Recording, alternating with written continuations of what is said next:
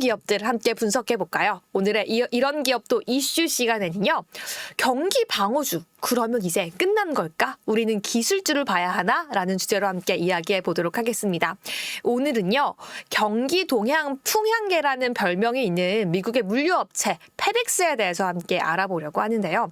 시장에선 이런 말이 있습니다. 이 페덱스의 주가를 보면 향후 주식시장이 보인다, 예측할 수 있다라고 하고 있는데요. 페덱스 여러분들이 모두 다 알고 계실 겁니다. 글로벌 물류와 특송 서비스의 선두주자로 전 세계 220여 개 국가의 서비스를 제공하며 경제활동에 있어서 필수적인 역할을 하는 기업이다라고 요약할 수 있을 것 같은데요. 페덱스, 그런데 여러분 단순히 택배 회사다라는 점은 거의 모든 분들이 알고 있을 것 같은데 페덱스의 사업 모델이 구체적으로 어떻게 분류가 되어 있는지 혹시 조금 알고 계실까요?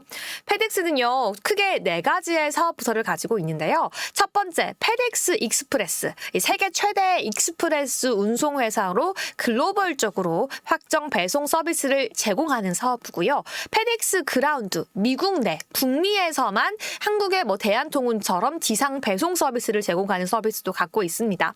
페덱스 프레이트, 이 북미 내에서 화물 운송 서비스를 따로 진행하고 있고요. 마지막으로 페덱스 서비스, 마케팅, IT, 통신 등의 지원 서비스까지 함께 진행을 하고 있습니다. 사실 페덱스가 간밤에 실적이 나왔는데요. 전분기 실적 때는 호실적을 발표하면서 JP모건 같은 경우에는 중립에서 비중 확대로 의견을 바꾸고요. 목표 가격도 359달러로 변경하는 기력을 보여주면서 앞으로 주가가 더 올라갈 수 있겠구나라는 기대감이 생기기도 했는데요. 하지만 간밤 페덱스는요. 실망스러운 실적을 공개하면서 시간외 거래에서 주가가 9% 넘게 10.52% 하락하는 모습 보이기도 했습니다. 전문가들의 예측치가 EPS와 매출치 모두 하락을 했고요. 앞으로의 시장 전망치 역시 하향 조정되는 모습 보이기도 했었는데요. 아니 도대체 페덱스 왜 이렇게 실망스러운 실적을 3개월 만에 전환하는 모습 보였나라는 생각이 들기도 할 겁니다. 사실 지난 팬데믹 기간 동안 페덱스를 비롯한 운송업체들 이 온라인 배송 붐 속에서 굉장히 화려한 시간을 보내기도 했었는데요. 운영을 굉장히 많이 확장을 했었고요. 하지만 수요가 다시 한번 정상화 단계에 들어서자 그 당시에 감원과 분류시설 축소 등 비용 절감 노력을 이어가고 있음에도 코로나 시절에 확장했던 인력과 운송 서비스에 대해서는 이 모든 것이 적자 또 매출을 하향 조정하는 요소로 작용을 하고 있습니다.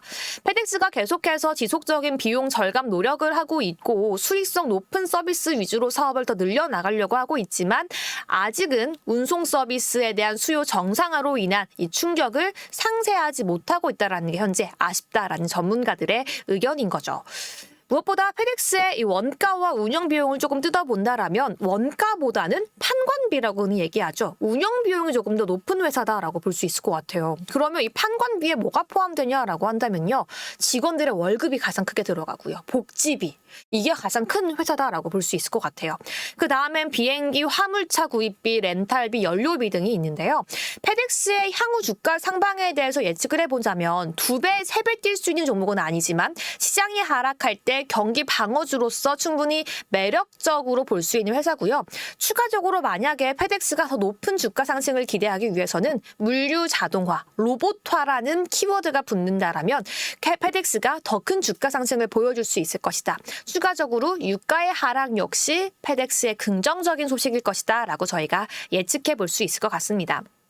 무엇보다도 뭐니 해도 페덱스는 강력한 브랜드 인지도, 고객들의 충성도를 갖고 있고요. 어떤 글로벌 배송 회사보다 원가에 있어서 우위를 갖고 있다는 점은 저희가 긍정적으로 볼 수 있을 것 같은데요. 하지만 마지막으로 결국 회사의 산업이 지금 어디 있는가라고 본다라면 아직은 성숙기에 있기 때문에 엄청난 도입기와 성장기는 지나갔다라고 볼 수 있다는 점이 조금은 아쉽다라고 볼 수 있을 것 같습니다.